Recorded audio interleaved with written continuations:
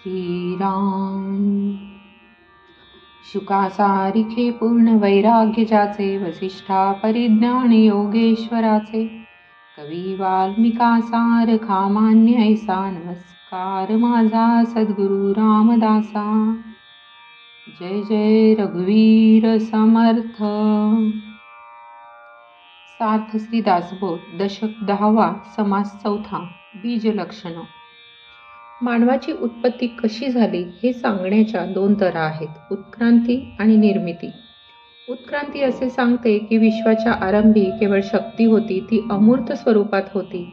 ती मूर्त होऊन प्रथम जड द्रव्य निर्माण झाले.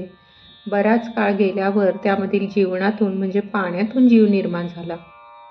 वनस्पती हा जीवाचा प्रथम अवतार आहे.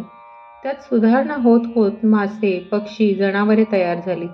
जनावरातून मोठी माकडे जन्मली आणि अखेर माकडापासून माणूस अवतरला. निर्मिती असे सांगते की मूळ मायेमध्ये 5 भूते आणि 3 गुण अमूर्त रूपात होतेच. तिच्यामध्ये जी जाणीव असते तो ईश्वर आहे. पृथ्वीवरील व स्वर्गातील सर्व पदार्थ, सजीव व निर्जीव सृष्टी, मनोधर्म व नैतिक गुण, माणसे, पशु व पक्षी, सागर, पर्वत, नद्या व वनस्पती इत्यादी सगळे सचेतन व अचेतन विश्व तो ईश्वर केवळ आपल्या कल्पना सामर्थ्याने निर्माण करतो. तरी तो स्वतः अमूर्त व अलिप्त व स्वस्वरूप लीन राहतो. मुंडक उपनिषदाच्या 2य मुंडकामध्ये 5-6 मंत्रांमध्ये विश्व निर्मिती सांगितलेली आहे. त्यातील काही मंत्र असे आहेत. दिव्यः हि अमूर्तः पुरुषः सभाय अभ्यंतरा हि अजः. एतस्मात् जायते प्राणः मनः सर्वेन्द्रियाणि च. खं वायुः ज्योतिः आपः पृथ्वीः. तस्मात् च देवा बहु संप्रसुताः. साध्या मनुष्या पशव वयांसि. अतः समुद्राः गिरयाः च. अतः च सर्वा औषधयाः रसाः च. येनेश भूते तिष्ठते हि अंतरात्मा. याचा अर्थ असा आहे की सृष्टीच्या आरंभी अमूर्त दिव्य पुरुषच तेवढा होता. तो आत बाहेर व्यापून असून अज आहे. त्यास जन्म नाही, होणे जाणे नाही. त्याच्यापासून प्राण, मन व सर्व इंद्रिय, आकाश, वायू, अग्नी, पाणी आणि पृथ्वी निर्माण झाली. त्याच्याच पासून सर्व प्रकारचे देव, देवदूत, माणसे, पशु, पक्षी उत्पन्न झाले. सगळे समुद्र, पर्वत, नद्या, वनस्पती त्यांच्यातील रस त्याच्यापासून निर्माण झाले. तो अंतरात्मा सर्व भूतांमध्ये राहून त्यांचे पोषण करतो. श्री समर्थांनी या समासामध्ये हाच सिद्धांत सविस्तरपणे सांगितला आहे. आता तो ऐकूया. माणसाची उत्पत्ती कशी झाली हे सांगताना ज्या अडचणी येतात त्याचे समर्थ थोडक्यात वर्णन करतात. माणूस कसा निर्माण होतो हे पाहिले तर असे प्रत्यक्ष दिसते की माणसापासून माणूस जन्मतो व पशुपासून पशु निपजतात. आकाशात फिरणारे पक्षी, पृथ्वीवर चालणारे प्राणी, जंगलामधील जनावरे, पाण्यात राहणारे प्राणी अशी नाना प्रकारची शरीरे आहेत, पण ती सगळी दुसऱ्या शरीरापासून निर्माण होतात. जे प्रत्यक्ष आहे त्यास आणखी पुरावा लागत नाही. जी गोष्ट निश्चित असते तेथे तर्क चालत नाही. अर्थात समोर सरळ रस्ता दिसत असता माणसाने आडरानात शिरू नये. विचित्र व विलक्षण शरीरापासून तशीच विचित्र व विलक्षण शरीरे निर्माण होतात, पण त्यांना शरीर हेच नाव देतात. तात्पर्य असे की शरीरा वाचून शरीराची उत्पत्ती होणे शक्य नाही. येथे पुढील प्रश्न निर्माण होतात की शरीराची उत्पत्ती कशी झाली, ती कोणी केली, कशापासून केली, ज्याने शरीराची उत्पत्ती केली त्याचे शरीर कोणी निर्माण केले. या प्रश्नाचे उत्तर देताना जर असं म्हटलं की अ चे शरीर ब ने निर्माण केले, ब चे शरीर क ने निर्माण केले, क चे शरीर ड ने निर्माण केले, तर किती मागे जावे लागेल हे सांगता येत नाही. शिवाय पहिले शरीर कसे झाले हा प्रश्न शिल्लक उरेल. त्याचबरोबर ते कशाचे बनवले, कोणी निर्माण केले हे प्रश्न उत्तरा वाचून राहतात. मागील शंका ही अशी आहे की तिला उत्तर देण्याचे तसेच राहून गेले. असो, प्रत्यक्ष अनुभव आल्यावर मात्र उगीच भलताच तर्क करू नये. प्रत्यक्ष अनुभव हाच खरा पुरावा समजावा. मूर्खाला तो पटत नाही. प्रचिती म्हटली म्हणजे सामान्य माणसाला विश्वास उत्पन्न होतो. विश्वाचे मूळ अखेर परब्रह्मात खरे, परंतु ते सदा सर्वदा निर्लेप राहते. मूळ माया सर्व काही घडवून आणते. परब्रह्माच्या ठिकाणी मूळ माया निर्माण झाली. तिलाच पुढे अष्टधा प्रकृती असे नाव दिले. 5 भूते आणि 3 गुण अशी 8 तत्वे मूळ मायेमध्ये कालवलेली आहेत. मूळ माया वायू स्वरूप आहे, शक्तिमय आहे. वायूमध्ये जाणीवेचे जे रूप असते ती इच्छा होय, परंतु परब्रह्मावर तिला लादता येत नाही. शक्तीमध्ये जी जाणीव असते ती सत्य संकल्प रूप असते, म्हणून तिला इच्छा असे म्हणायचे. पण अज्ञानी माणसामध्ये इच्छेने व संकल्पाने स्वस्वरूप झाकले जाते, तसेच मूळ मायेमध्ये घडत नाही.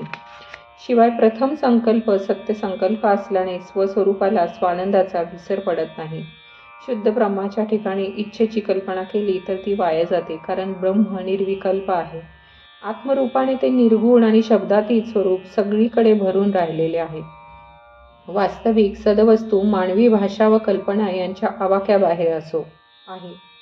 आत्मा, निर्गुण वस्तू, ब्रह्म इत्यादी नावे खरोखरच भ्रमात्मक आहेत. आपण आपल्या कल्पनेने त्यांच्यावर नावे लादली तरी ती भ्रामक नावे सद्वस्तूंच्या स्वरूपाला स्पर्श करणार नाहीत. समजा एखाद्या माणसाने आकाशात धोंडा मारला किंवा तो आकाशावर थुंकला तर त्यांचा स्पर्श आकाशाला होत नाही. त्याचप्रमाणे कोणी आग्रहाने अथवा हट्टाने ब्रह्मास नाव दिले तर ते त्यास चिकटणार नाही.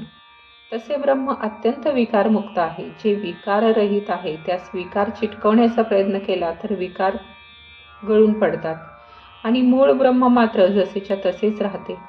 आता ऐकावे, अनुभव समजून घ्यावा, मग आपले मत निश्चित करावे. असे केले तर साक्षात अनुभव येईल.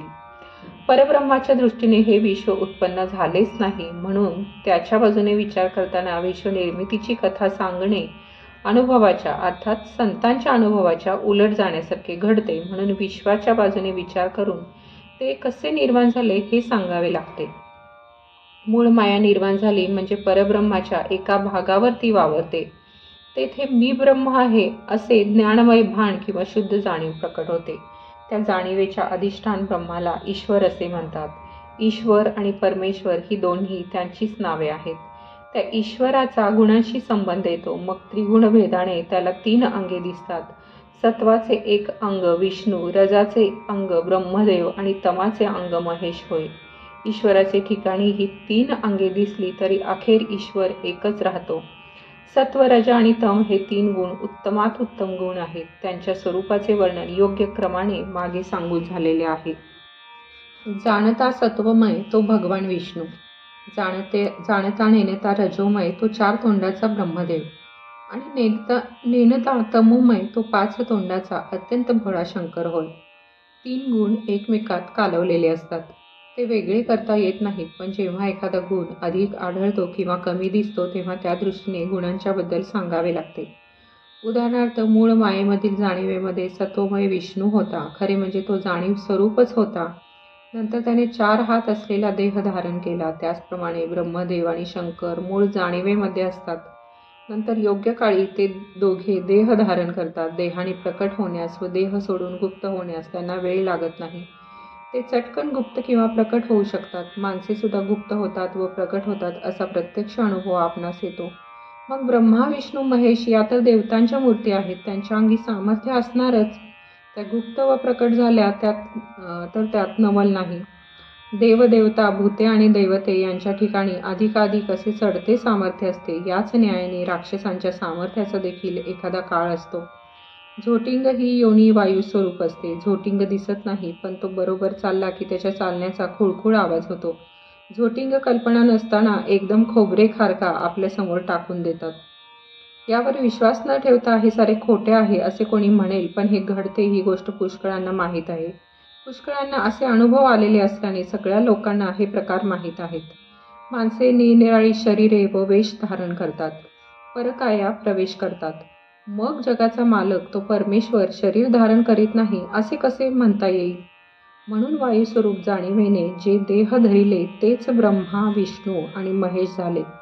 पुढे मुले, नातवंडे असा त्यांचा विस्तार होत गेला. त्यांनी मनात स्त्रियांची कल्पना केली. कल्पना करता स्त्रिया निर्माण झाल्या, परंतु त्यांच्यापासून त्यांनी प्रजा कधी निर्माण केल्या नाहीत. पुत्र हवा अशा इच्छेने पुत्राची कल्पना केली, त्यामुळे त्या प्रसंगी पुत्र निर्माण झाले. ब्रह्मा, विष्णू, महेश या पद्धतीने वागले. नंतर ब्रह्मदेवाने या विश्वाची कल्पना केली. त्याने कल्पना केल्याबरोबरच त्याच्या इच्छेप्रमाणे विश्व निर्माण झाले. विश्वामधील सारे जीव प्राणी ब्रह्मदेवानेच निर्माण केले. त्याने अनेक प्रकारच्या प्राण्यांची कल्पना केली. ते प्राणी ताबडतोब निर्माण झाले.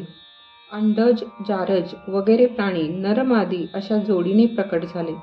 जे प्राणी घामाच्या पाण्यातून निर्माण झाले त्यांना स्वेदज म्हणतात.